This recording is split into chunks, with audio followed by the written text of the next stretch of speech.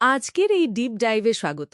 আজ আমাদের হাতে একটা সোর্স এসছে যেটা হোমিওপ্যাথির খুব চেনা দুটো ওষুধ নিয়ে কথা বলছে। সালফার আর মেডোরিনাম। একদম। আর আপাত দৃষ্টিতে তো এদের মধ্যে মিলও আছে, মানে দুজনেই গরম কাতর রোগীর জন্য ব্যবহার হয়। হ্যাঁ, কিন্তু ওই মিলটুকুই। ঠিক। আমাদের আজকের মিশন হলো গোয়েন্দার মতো করে এদের ভেতরের সূক্ষ্ম পার্থক্যগুলো খুঁজে বের করা। আর এই পার্থক্যগুলো শুধু লক্ষণের তালিকায় নেই, এর আসল রহস্যটা লুকিয়ে আছে এদের মূল দর্শনে, যাকে আমরা মিয়াজম বলি। চলুন তাহলে ওখান থেকেই শুরু করি। সোর্সে বলা হচ্ছে সালফার হলো সোরার যা। এই সোরা জিনিসটা ঠিক কি? সহজ করে বললে, সোরাকে এভাবে ভাবা যেতে পারে যেন শরীরে একটা সার্বক্ষণিক অভাববোধ কাজ করছে, একটা ডেফিসিয়েন্সি। আচ্ছা। তাই শরীর চেষ্টা করে ভেতরের বিষাক্ত পদার্থকে বাইরে ঠেলে দিতে, যেমন ধরুন চর্মরোগের মাধ্যমে। তার মানে সালফারের কাজ হলো ওই বাইরে ঠেলে দেওয়ার প্রক্রিয়াটাকে সাহায্য করা। একদম, একটা কেন্দ্রবিমুখী শক্তির মতো, যা রোগকে ভেতর থেকে বাইরে বের করে দেয়। ওয়াও, দারুণ অ্যানালজি। তাহলে সোরা যদি হয় অভাব, মেডোরিনামের ভিত্তি সাইকোসিসের মানে কি অতিরিক্ত? ঠিক ধরেছেন।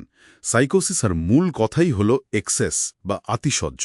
আর গ্রোথ মানে বৃদ্ধি, তাই তো? হ্যাঁ, সেটা আচিল বা টিউমারের মতো শারীরিক বৃদ্ধি হতে পারে, আবার অতিরিক্ত আবেগ বা অস্থিরতার মতো মানসিক প্রবণতাও হতে পারে। আচ্ছা, সোর্সের এই অংশটা আমার সবচেয়ে দারুণ লেগেছে, যেখানে দুটো ওষুধের মানসিক অবস্থাকে দুটো চরিত্রের মাধ্যমে দেখানো হয়েছে।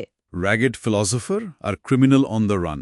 হ্যাঁ, সালফারকে বলা হচ্ছে ছেঁড়া কাপড়ের দার্শনিক। ব্যাপারটা কি? সালফারের রোগীরা অত্যন্ত বুদ্ধিমান আর তাত্ত্বিক হন। তারা হয়তো মহাবিশ্বের রহস্য নিয়ে ভাবছেন, কিন্তু নিজের ঘরটা অগোছালো। একদম বাস্তব জীবনে ভীষণ অলস। আর তাদের সবচেয়ে বড় বৈশিষ্ট্য হলো এক ধরনের অহংকার।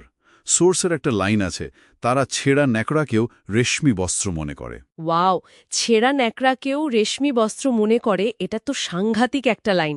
তার মানে তারা নিজেদের তৈরি করা এক জগতে বাস করে। ঠিক তাই, নিজের যা আছে সেটাই সেরা। অন্যদিকে মেডোরিনামের জগৎটা সম্পূর্ণ আলাদা। একজন অপরাধীর মতো যে দৌড়াচ্ছে। হ্যাঁ, তাদের চালিকা শক্তিই হলো ভয় আর অপরাধবোধ। মনে হয় যেন কেউ তাদের পেছনে তাড়া করছে। তাহলে তো দুজনের মানসিক জগৎ একেবারে দুই মেরুর, একজন স্থির দার্শনিক আর একজন পলায়নপর। ঠিক। আর মেডোরিনামের একটা অদ্ভুত লক্ষণ আছে, তাদের মনে হয় সময় খুব ধীরে চলছে। তাই তারা সবকিছুতে প্রচণ্ড তাড়াহুড়ো করে। হ্যাঁ, আর কথা বলতে বলতে হঠাৎ মাথাটা একদম ফাঁকা হয়ে যায়, কি বলছিল সেটাই ভুলে যায়। তাহলে এই যে মানসিক অবস্থার পার্থক্য, এর ছাপ কি তাদের শরীরেও দেখা যায়? অবশ্যই দেখা যায়। আর এখানেই তো আসল ক্লু। যেমন দুজনেই গরম কাতর, কিন্তু এর প্রকাশটা তো ভিন্ন। খুব ভিন্ন। সালফারের রোগী রাতের বেলা পায়ের তলার জ্বালায় পা লেপের বাইরে বের করে রাখে। এটা খুব পরিচিত লক্ষণ। আর মেডোরিনাম? মেডোরিনামের ক্ষেত্রে অদ্ভুত ব্যাপার হল, শরীর ঠান্ডা হলেও তারা জোরে পাখার বাতাস চায়, আর সমুদ্রের কাছাকাছি গেলে তাদের খুব আরাম হয়। খাবারের ব্যাপারেও তো দারুণ সব ক্লু আছে, তাই না? আছে তো। সালফার মিষ্টি খেতে ভীষণ ভালোবাসে, যদিও সেটা তাদের সমস্যা আরও বাড়িয়ে দেয়। আর মেডোরিনামের ক্ষেত্রে বরফ চিবানোর ওই ব্যাপারটা? হ্যাঁ, বরফ চিবিয়ে খাওয়ার তীব্র আকাঙ্ক্ষা, এটা খুব বিরল একটা লক্ষণ। সাথে কাঁচা ফল বা টক খাওয়ার লোভও থাকে। ঘুমের ভঙ্গি নিয়েও তো সোর্সে একটা বিশেষ কথা বলা আছে। যেটা প্রায় নিশ্চিতকারী লক্ষণ, বিশেষ করে শিশুদের মধ্যে। ওই নি চেস্ট পজিশনের কথা বলছেন? একদম, বুকের নিচে হাঁটু ভাঁজ করে ঘুমানো। আর সালফারের ঘুমায় খুব পাতলা, অনেকটা বিড়ালের ঘুমের মতো, ক্যাটন্যাপ স্লিপ। তাহলে সব মিলিয়ে ছবিটা বেশ পরিষ্কার। সালফার হলো অহং এবং দর্শনের ঔষধ। এর মূল কথা হলো অলসতা, আত্মতৃপ্তি আর রোগকে বাইরে ঠেলে দেওয়ার প্রবণতা। আর মেডোরিনাম হলো পলায়ন আর আতিশয্যের ঔষধ। এর ভিত্তি হলো অস্থিরতা, অপরাধবোধ আর সময়ের সাথে একটা অদ্ভুত যুদ্ধ। এবং এর মূল কথা হলো ভেতরের আর বাইরের অতিরিক্ত বৃদ্ধি।